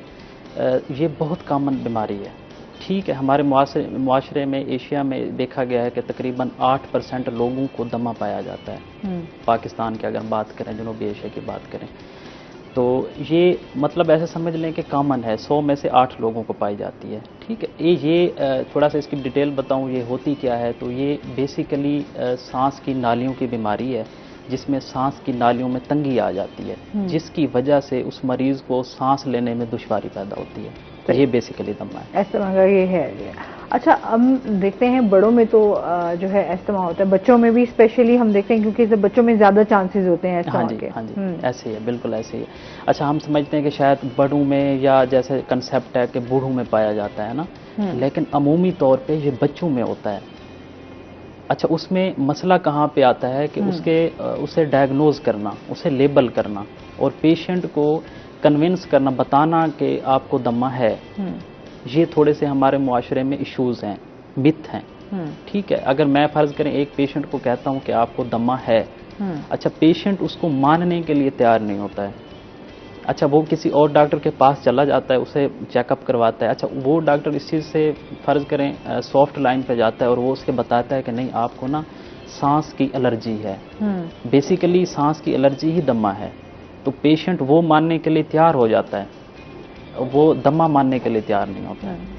वो जाहिर सी बात है, एक नाम का भी बड़ा एक खौफ होता है ना इंसान नाम को। का खौफ, चाहे हम जिस तरह एक बात करते हैं, हम कैंसर जैसी मोहलिक बीमारी का बात करें तो जाहिर सी बात है उसका खौफ ही इतना तारी हो जाता है कि इंसान उस बीमारी को जो है वो डिसहार्ड हो जाता है। हाँ, उसको मानने के लिए वो थोड़ी सी डिनायल फेज में चला जाता है, वो मानने के लिए तैयार नहीं होता, या उसके घर वाले मानने के लिए तैयार नहीं होते हैं। ये थोड़े से इश्यूज आते हैं।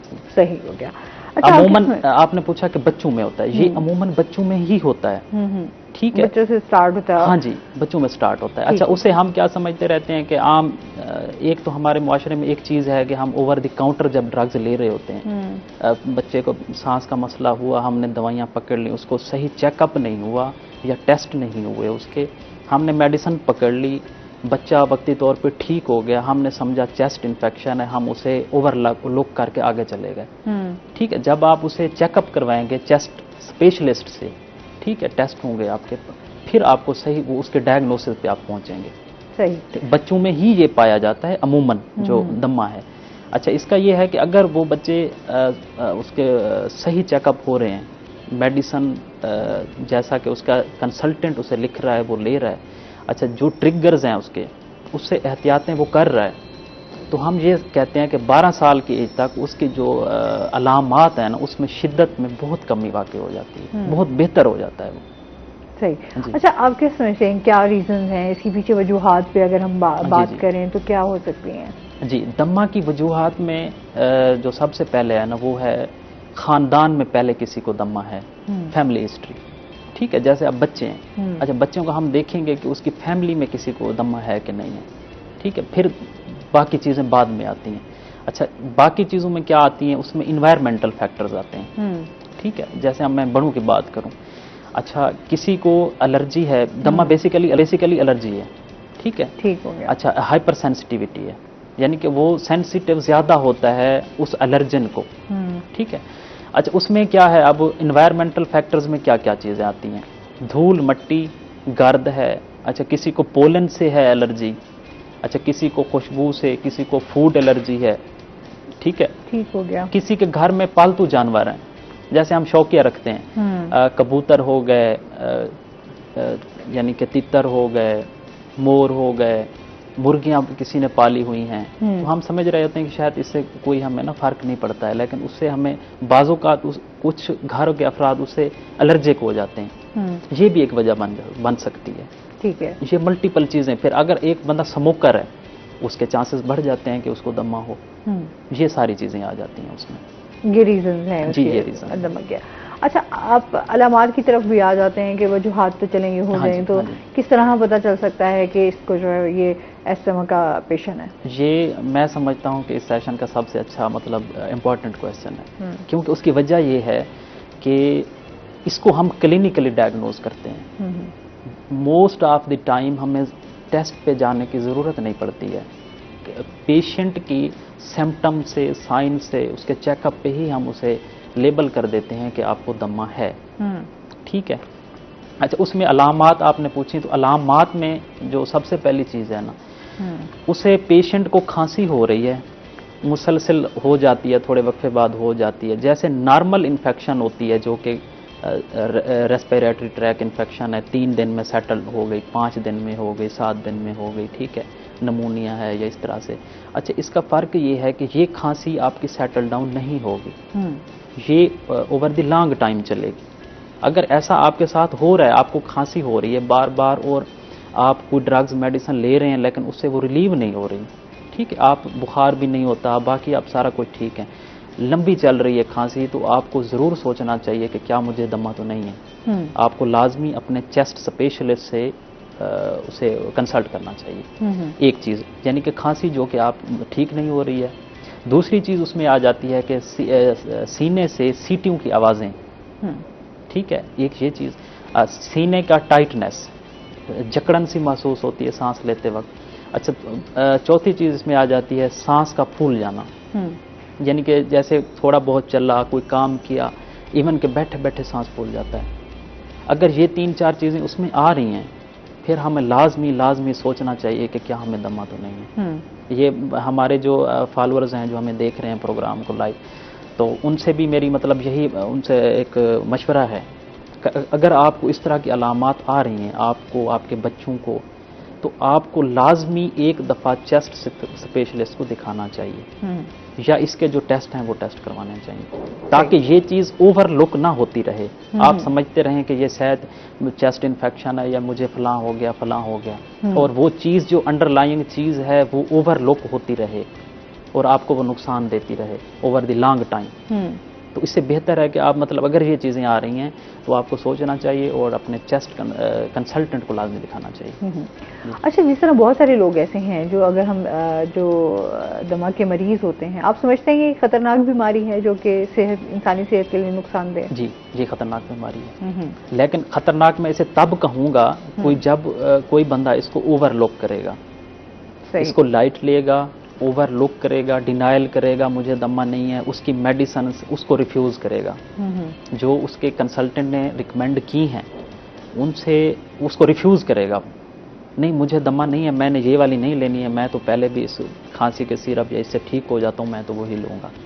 जब इस तरह की चीज़ें आएंगी, नेग्लिजेंस आएगी, तब जाके इसके सीरियस अटैक होते हैं, ठीक है, और मीन वाइल उनकी मतलब डेथ भी हो सकती है, इसीलिए मैं इसको खतरनाक कहूँगा। सही। अच्छा, आप समझते हैं जो दमा के मरीज होते हैं, जो घर में अगर एक भी मरीज है तो इससे दूसरे को भी हो सकता है, मतलब ये फैलने वाली बीमारी है, एक से दूसरे इंसान में मुंतकिल हो सकती है? नहीं, ये एक इंसान से दूसरे इंसान को लगती नहीं है, इस तरह से फैलने वाली नहीं है, लेकिन ये है कि मतलब अगर किसी के पेरेंट्स में है तो बच्चों में ये हम चांस कह सकते हैं कि उसके बच्चों में हो सकती है, ठीक है, लेकिन एक इंसान से दूसरे मतलब एक कुलीग से दूसरे कुलीग बीमारी अगर जिसमें जिस पेरेंट्स को है तो फिर देन अब उसमें चांस हो सकती है, चांसेस। हाँ, लेकिन इस तरह से नहीं है कि फर्ज करें मेरा एक कोलीग है, ऑफिस वर्क में काम कर रहा हूँ या उससे मुझे लग जाए, इस तरह से नहीं होता ये। तो बहुत सारे ऐसे हम देखते हैं फैमिलीज में, अगर किसी को जो है वो दमा का मसला हो तो वो उसके घर में जो है वो उसके बर्तन भी अलहदा कर देंगे, खाना पीना भी उसका एक अलहदा हो जाएगा कि अच्छा जी, अब बिल्कुल वो ऐसे समझते हैं कि बिल्कुल ही ये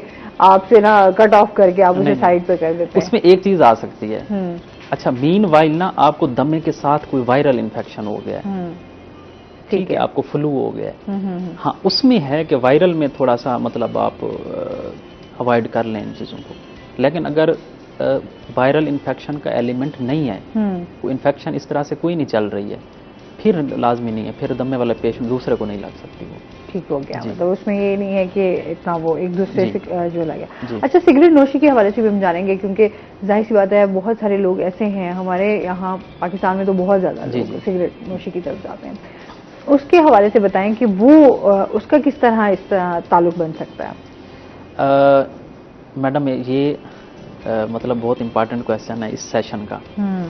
इम्पॉर्टेंट इसलिए कि जो हमारे मिडल एज लोग हैं ना, पेशेंट हैं, तो उनमें जो दमा है वो इस स्मोकिंग की वजह से होता है।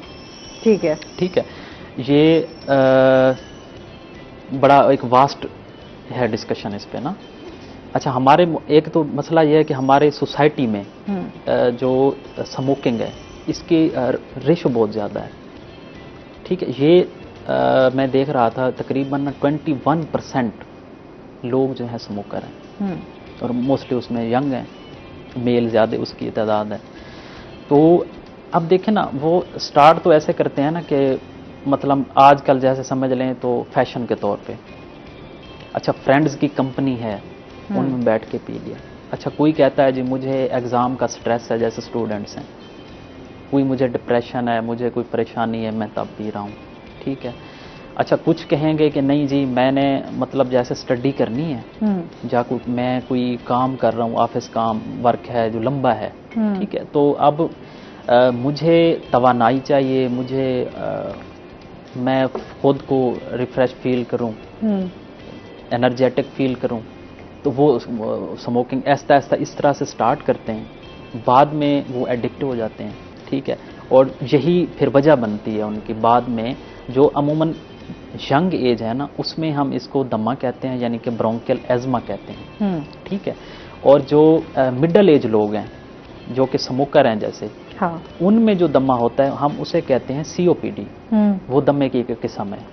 ठीक है, COPD मतलब chronic obstructive pulmonary disease, COPD। ठीक है, हम उसे फिर COPD लेबल करते हैं, और COPD की मेन वजह है सिगरेट। सही जी, तो ये उसका है। ठीक है, अब मज़ीद भी जानते हैं नाज़रीन। चलते हैं अपने सेगमेंट की तरफ, आज के भाव।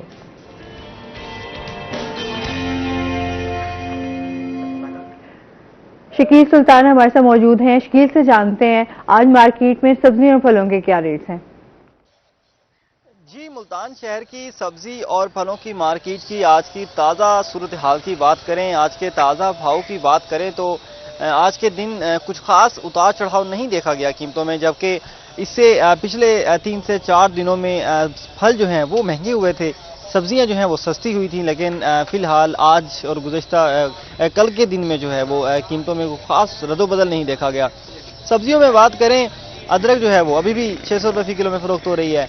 देसी लहसुन और देसी लीमू जो हैं वो 320 रुपये फ़ी किलो तक फ़रोख्त हो रहे हैं। 240 में भी दस्तयाब हैं, लेकिन क्वालिटी का एक असर पड़ जाता है। मुख्तलिफ अक़साम के हवाले से कीमतें भी जो हैं वो मुख्तलिफ दस्तयाब हैं। और इसके साथ बात करें दीगर मौसमी सब्जियों की, जिसमें अरवी 200 से 240 रुपये फ़ी किलो में, टिंडा 160 रुपये फ़ी किलो में, भिंडी जो है वो 80 रुपये फ़ी किलो के हिसाब से, जबकि आलू जो है वो 2 किस्म का दस्तयाब है। पुराना आलू 80 रुपये फ़ी किलो में फ़रोख्त हो रहा है, जबकि नया आलू जो है वो 120 रुपये फ़ी किलो के हिसाब से मार्केट में फ़रोख्त हो रहा है। आलू जो है उसकी कीमत मामूल से ज़्यादा है, जबकि हरी मिर्ची जो है वो भी 120 रुपये फ़ी किलो में फ़रोख्त हो रही है। प्याज 50 में, टमाटर जो है वो 30 से 40 रुपये फ़ी किलो के हिसाब से मार्केट में दस्तयाब है। जबकि मटर गैर मौसमी सब्ज़ी है, अब बाहर से मंगवाया जाता है तो उसकी कीमत बहुत ज़्यादा है, 320 रुपये फ़ी किलो तक फ़रोख्त हो रहा है, और इससे ज़्यादा भी कीमत जो है वो जा सकती है। बात करें अगर हम फलों की, तो फलों की कीमतों में इस हफ्ते में इजाफा देखा गया था, तो आज वीकेंड पर कोई ख़ास कमी और ज़्यादती नहीं देखी जा रही। बात करें मौसमी फलों की, जिसमें खुबानी जो है वो 400 में फ़रोख्त हो रही है, जबकि आलू बुखारा जो है वो 600 में फ़रोख्त हो रहा है। ईरानी सेब जो है वो 500 रुपये फ़ी किलो के हिसाब से मार्केट में दस्तयाब है। सेब जो है वो इस तरह मौसमी दस्तयाब नहीं है, इलाकाई दस्तयाब नहीं है, वो भी बाहर से मंगवाया जा रहा है, इस वजह से सेब की कीमत जो है वो भी मामूल से ज़्यादा है। केले जो हैं वो 240 रुपये दर्जन के हिसाब से फ़रोख्त हो रहे हैं। आड़ू और फालसा भी मौसमी फल हैं, लेकिन इनकी कीमत जो है वो पहले से ज़्यादा है। 200 से 240 रुपये फी किलो तक दोनों फल जो हैं वो दस्तयाब हैं। आम मौसमी फल है, मुल्तान का ख़ास फल है, लेकिन अभी कीमत ज़्यादा है, कम से कम जो है वो 160 से और ज़्यादा से ज़्यादा जो है वो 400 रुपये फी किलो तक भी फ़रोख्त हो रहे हैं। आम की अक़साम के हवाले से रेट्स भी मुख्तलिफ हैं, जिसमें अभी फ़िलहाल जो अनवर रिटोल दस्तयाब है, सिंझड़ी आम दस्तयाब है, दुशहरी आम दस्तयाब है, तो उनकी कीमतें भी जो हैं वो मुख्तलिफ हैं। खरबूजा जो है मौसम इख्तिताम पजीर है, इसलिए उसकी कीमत में इजाफा है। कहीं कहीं खरबूजा जो है शहर में दस्तयाब है, 120 रुपये तक फ़रोख्त हो रहा है। तरबूज जो है वो भी कहीं कहीं दस्तयाब है, लेकिन कीमत उसकी अलबत्ता कम है, 50 रुपये फी किलो के हिसाब से फ़रोख्त हो रहा है। तो बात करें महंगाई की, तो फल जो हैं वो महंगे हैं, आम शहरियों की पहुँच से दूर हैं, जो जिस तरह पहले हमेशा रहे हैं। महंगे फलों के बायस जो हैं वो शहरियों का मुंह का जायका तक जो है वो छीना हुआ है, जबकि सब्जियां जो हैं वो इन दिनों मौसमी होने की वजह से, इलाकाई होने की वजह से सब्जियों की कीमतों में कुछ कमी है। जी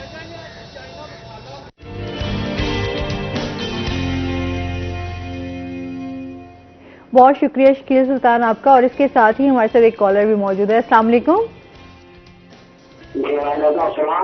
जी, इरफान साहब हैं हमारे साथ, क्या कहना चाहेंगे? जी जी, क्या कहना चाहेंगे? हेलो जी, सवाल पूछें, कुछ पूछना है आपने तो। जी डराता सांस चढ़ जाता है तो खांसी आती है। खांसी आती है, आपने चेक नहीं करवाया? चेक करवाया, बहुत इलाज करवाया, सेट नहीं होते, क्या दिक्कत है, तकरीबन 70-80 रुपये ला चुका नहीं। क्या सिगरेट भी पीते हैं? सिगरेट भी पीते हैं आप? जी, सिगरेट भी पीते हैं आप? सरकारी अस्पताल से जी इलाज करवाया। अच्छा, चलें ठीक है, बहुत शुक्रिया कॉल करने का। जी, वो कह रहे हैं कि मैं अपना काफ़ी टाइम से जो है इलाज करवा रहा हूँ और मुझे खांसी है। जी जी। और उसका इलाज अभी तक नहीं मेरा मुकम्मल हो पा रहा। तो मुझे जैसे लग रहा था ना, तो शायद ये स्मोकर भी हूँ।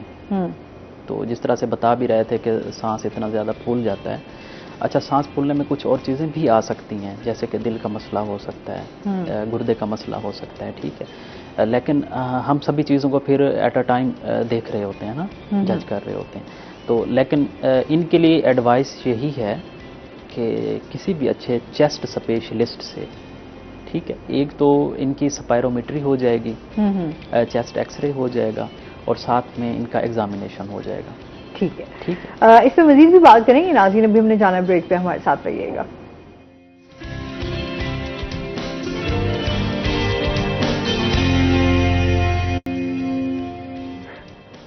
वेलकम बैक नाज़रीन, रोही अटन में आपको खुश आमदीद कहते हैं। अच्छा जी, आज हम बात कर रहे थे दमा के हवाले से, जिन्होंने अभी अभी में ज्वाइन किया उनको भी बता दें। अच्छा, जिस तरह हम इनहेलर की बात कर रहे हैं, मेडिसिन की बात कर रहे हैं, उसके साथ साथ हम ये भी जान लेते हैं कि इसकी कोई वैक्सीनेशन भी है या नहीं?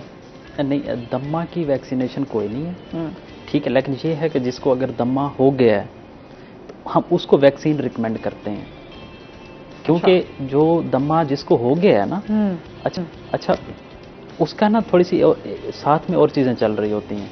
वो मोर प्रोन होता है to chest like some infections, उसके चांसेस ज़्यादा बढ़ जाते हैं, जैसे कि टीबी है, न्यूमोनिया है, ठीक है, इन चीज़ों के। अच्छा, हम ये कर रहे होते हैं कि हम ऐसी वैक्सीन दे दें जिसे कोई इसके साथ में एसोसिएटेड कोई और बीमारी ना हो। अच्छा, फ़र्ज़ करें जैसे हम सर्दियों का मौसम आ गया, तो उसमें दमे का ज़्यादा अटैक्स होते हैं सर्दियों में, ठीक है। अब हम क्या करेंगे, उसमें हम दे देंगे उसको फ्लू की वैक्सीन, इन्फ्लुएंजा वैक्सीन।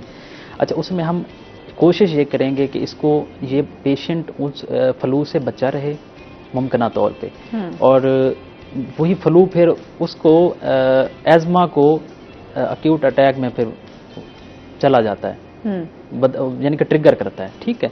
तो हम इन्फ्लुएंजा वैक्सीन देंगे उस पेशेंट को।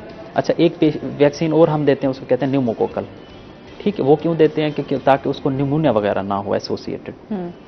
उनसे बचाव के लिए हम एज़मा के पेशेंट को रिकमेंड करते हैं। अच्छा, ठीक हो गया। अच्छा, इसके साथ साथ हम आपसे ये भी जानेंगे कि एक तो हमने ये वैक्सीन की बात कर दी, सेकेंडली हम इस तरफ आ जाते हैं कि इससे बचाव जो है वो किस तरह मुमकिन है। क्या आपको एहतियाती तदबीर इख्तियार करनी चाहिए कि आप इस बीमारी से जो है वो बच सकें? जी, इसमें जो सबसे बेस्ट चीज़ें हैं ना जो हमारी करने की एहतियातें, ठीक है, वो आपने, अच्छा पेशेंट को खुद जज हो जाता है कि मुझे एलर्जी किस चीज़ से है, जो उसका एलर्जेन है वो क्या चीज़ है। ठीक है, जैसे आप मिसाल दूं, कोई इस्लामाबाद का रहने वाला है तो वहाँ पे जैसे पोलेंस हैं, ठीक है, जो ओपन एयर जैसे कि देहाती इलाके हैं, अच्छा वहाँ पे रहने वाले हैं, वहाँ पे थ्रेशर है, ठीक है, सर्दियों का मौसम है, ठीक है। अच्छा, ये चीज़ें फिर उसने देखनी है कि उसको किसी फूड से एलर्जी हो रही है, कुछ खाने से हो जाता है। अच्छा, उसने घर में कोई परिंदे रखे हुए हैं, उसको वो परिंदे फिर उसने वो नहीं रखने हैं या उनके पास नहीं जाना। मोस्टली हमारे घरों में कैट्स होती हैं, ज़्यादा पेट्स हम लोगों ने घरों में रखे हुए होते हैं। आपको अगर ऑलरेडी आप पेशेंट हैं तो उसको जो पेट से भी आपको हो सकता है? हाँ जी, हो सकती है, बिल्कुल हो सकती है। इन चीज़ों से अवॉइड करना है। अच्छा, इसके अलावा एक बड़ा मेन चीज़ है कि जिसे हम शायद नहीं समझते हैं कि ये कुछ कर सकती है, वो ये है कि हमारे जैसे देहाती इलाके हैं, वहाँ पे जो हमारी ख़वातीन हैं तो वो लकड़ियों पे जो खाना बनाती हैं। अच्छा, जैसे एक कमरे में किचन है, किचन में वो लकड़ियों पे बना रही हैं, उसे कैन यू इमेजिन कि कितना धुआं है, वो उस धुएं को इनहेल कर रही हैं, तो वो भी नुकसानदेह है। उसी की वजह से दमा होता है। अच्छा, उसकी वजह से होता है। लेकिन हमारे तो मोस्टली दही इलाकों में हाँ, ये बड़ी इंटरेस्टिंग चीज़ है वो। हालांकि हम इस चीज़ को मतलब नहीं, हम कह रहे होते हैं कि शायद ये नॉर्मल है, इससे कुछ नहीं होगा, लेकिन वो धुआं इनहेल हो रहा है, वो आप पे असर कर रहा है, और वही अल्टीमेटली बाद में जाके COPD बन जाएगा, दमा बन जाएगा। ठीक है। अच्छा, मतलब जिस बंदे को दमा है, एक तो वो देखेगा मुझे किस चीज़ से एलर्जी हो रही है। अच्छा, एक कॉल ले लेते हैं। अस्सलाम वालेकुम। कॉल ड्रॉप हो गई है। हाँ, बात हो रही थी उसमें, फिर हम उस चीज़ को अवॉइड करेंगे ताकि वो ट्रिगर ना करे। ठीक, मैं मिसाल देता हूँ कि कोई बंदा जो उसका वर्क प्लेस है वो क्या है, हम पूछते हैं, ये बड़ी इंपॉर्टेंट हमारा हिस्ट्री का क्वेश्चन होता है पेशेंट से। अच्छा, एक बंदा है जो कि क्लॉथ्स मिल है, उनमें काम करता है, रुई वाली मिल है, अच्छा आटे वाली मिल है, बेकरी में काम करता है, ठीक है, या ऐसी जगह पे कहीं पे वो खड़ा रहता है जहाँ पे सारा धूल मिट्टी है, गर्द है, बाहर कहीं बाजार में या कोई उसकी रेड़ी है या इस तरह से, हम उसमें देख रहे होते हैं कि वो कहाँ पे एक्सपोज हुआ है। एक टेलर है फर्ज करें, अच्छा टेलर के जो धागे का हल्का हल्का वो रुई सी होती है, वो बाज़-औक़ात उसके ज़र्रे जो हैं हवा से वो इनहेल कर रहा होता है। तो ये वाली चीज़ें मल्टीपल फैक्टर्स आ जाते हैं। ठीक है, फिर पर्सन टू पर्सन वेरी कर रहा होता है, मतलब हम फिर उसे ढूंढते हैं कि इसकी क्या पॉसिबिलिटी, वजह क्या हो सकती है इसकी। हम जब उसमें पहुंच जाते हैं, फिर मेन चीज़ यही होती है कि आपने उसको ट्रिगर को आपने अवॉइड करना है। अच्छा, इस बीमारी की वैसे रेशो क्या है अभी हम देखें तो? हाँ, ये पाकिस्तान में तकरीबन 8% लोगों को है। मतलब ऐसे समझ लें कि एक आम बीमारी है, कॉमन बीमारी है। बच्चों में भी हो सकती है, बड़ों में भी। अच्छा, अगर आपके हम बात करें कि बच्चों में नहीं है, जिस तरह बड़े हैं सब, तो आप एक एज में जाके आपको हो सकता है दमा। हाँ। मतलब इसके लिए एज जो है वो जरूरी नहीं है कि अगर बच्चा होगा तो उसे ही होगा। एज नहीं है जरूरी, एज नहीं है जरूरी, बच्चा होगा वो किसी भी एज में। हाँ, आपको बच्चा होगा उसे हो जाएगी। ठीक है, तो अगर वो अच्छा ट्रीटमेंट लेगा और जो उसके ट्रिगर्स हैं उनसे बचाव करेगा, एहतियातें करेगा, उसको हम ये समझ रहे होते हैं कि इंशाअल्लाह होप सो 12 साल की एज तक उसकी जो शिद्दत है ना दमे की, वो बहुत कम हो जाती है। अच्छा, इसमें देखा गया, एक बात देखी गई है जो कि डाटा शो करता है, वो ये है कि 25% बच्चों को 12 साल की उम्र तक दमा ख़त्म भी हो सकता है, 25% लोगों को। अच्छा, बच्चों को। ठीक है, चांसेस हैं, नहीं तो अदरवाइज ये फिर क्रोनिक में चला जाएगा और फिर इसकी एज के साथ साथ सिवियरिटी भी बढ़ती जाएगी। अच्छा, इसको हम कहते हैं ब्रोंकियल एज़मा। ठीक है, दूसरी जो टर्म है ये होता है यंग में ब्रोंकियल एज़मा, जो है अपना मिडिल एज के लोग हैं, जैसे कि मैंने इन्वायरमेंटल फैक्टर्स बताए हैं, तब जाके अपनी ड्यूटी पे या कहीं पे वो एक्सपोज हुए लॉन्ग टाइम के लिए और वहाँ पे उनको दमा हो गया बाद में। ठीक है, उसे हम कहते हैं COPD, वो दमे की किस्म है, उसे हम COPD लेबल करेंगे। लेकिन हो सकता है मतलब किसी एज में भी हो सकता है, इसके लिए एज लिमिट कोई नहीं है, तो बच्चा है या बड़ा है या मिडिल एज है, नहीं, इस तरह से कुछ भी नहीं है। अच्छा, खाने पीने के लिए हवाले से भी बात कर लेते हैं कि जो ऐसे पेशेंट होते हैं उनको किस तरह की डाइट लेनी चाहिए, क्या खाना चाहिए, किन चीज़ों से परहेज करना चाहिए कि जिससे उनका सांस उखड़ सकता है या उनको प्रॉब्लम हो सकता है? हाँ, इसमें सबसे पहले वो फाइंड आउट करेगा, पेशेंट खुद आपको बताएगा कि फर्ज करें मैं चावल खाता हूँ तो इससे मुझे ये ट्रिगर करता है और मुझे ये वाले मसले आना शुरू हो जाते हैं। पहले मैं ठीक था और बाद में मैंने चावल खाए या फलां चीज़ खाई, कोई तली हुई चीज़ खाई, कोई मिर्च मसाले वाली चीज़ खाई, उसके बाद से मुझे ये वाली अलामात आना शुरू हो जाती हैं। वो खुद बताते हैं आपको, ठीक है। एक तो जो उनका ट्रिगर पॉइंट है ना, वो उन्हें अवॉइड करना है, ठीक है। दूसरा, इसमें हम अकॉर्डिंग टू न्यूट्रिशनिस्ट वो कुछ मतलब रिकमेंड करते हैं, जैसे विटामिन डी है, विटामिन सी है, विटामिन ई है, एंटीऑक्सीडेंट्स, वो कहते हैं कि इनका अच्छा रोल है, ठीक है। वो इसको बकअप करते हैं कि आप ना फ्रेश फ्रूट्स ज़्यादा लें, क्योंकि इनमें ये सारे एंटीऑक्सीडेंट्स ये रिच अमाउंट में पाए जाते हैं। अच्छा, उनमें एक चीज़ जो वो बताते हैं वो ये है कि यही फ्रूट जो कि किसी शक्ल में अगर ड्राई करके रखे गए हैं, जैसे फ़र्ज़ करें कि खुबानी है, उसको ड्राई करके रखा गया है, तो वो कहते हैं कि वो ना लें वो, ठीक है। अकॉर्डिंग टू देम वो कहते हैं कि फ्रेश फ्रूट्स का इस्तेमाल ज़्यादा करें। और हम यही करें भी डॉक्टर के मतलब जिस अगर फूड एलर्जी है किसी चीज़ से उसको हो रही है, तो बोतल पीने से हो रही है, मिर्च मसाले से, चावल से, तो उस चीज़ को उन्होंने वो अवॉइड करना है, ठीक है। खाने पीने में इस तरह की जो है। अच्छा, बहुत ऐसा भी होता है कि बहुत जो छोटे बच्चे होते हैं, जो दूध पीने वाले बच्चे होते हैं, उनको में भी जो है वो दमा हो सकता है। दमा हो सकता है। तो उन बच्चों के लिए आप क्या रेकमेंड करते हैं कि वो बच्चे जो इस तरह के पेशेंट होते हैं उनको किस तरह उनका ख्याल रखा जा सकता है? हाँ जी, उनके लिए ये है कि सबसे पहले उसकी डायग्नोसिस वो इस्टेब्लिश करवाएं, चेस्ट स्पेशलिस्ट को, पीड्स कंसल्टेंट को दिखा के उसके लेबल करवाएं आया कि ये दम्मा है, क्योंकि बच्चों में निमोनिया भी कॉमन है, दम्मा भी कॉमन है। अच्छा, चेस्ट इन्फेक्शन और तरह की वायरल, बैक्टीरियल इस तरह से चल रही होती है, ठीक है, ब्रोंकोलाइटिस हो गई, वो चल रही होती है। अच्छा, सबसे पहले वो अपना डायग्नोसिस इस्टेब्लिश करवाएं हमारे बच्चे को है क्या, ठीक है। अच्छा, बच्चे तब पेरेंट्स को कॉन्शियस हो जाना चाहिए अगर उनका बच्चा उसको बार बार खांसी होती है, बाकी बच्चों को होती है, वो ना 3 दिन रही, 5 दिन रही, ठीक हो गई, लेकिन इनका जो बच्चा है इसको खांसी ठीक नहीं हो रही, मुसलसल खांसी है, उनके मुकाबले में मतलब ओवर द टाइम लंबी चली, फिर ठीक हो गई बीच में, अच्छा फिर लंबी चली, या ये है कि रात को ज्यादा हुई, सुबह टाइम ज्यादा हुई, दिन को बच्चा जैसे धूप वगैरह निकले वो ठीक हो गया, फिर रात को फिर हो गई, सर्दियों में हो गई।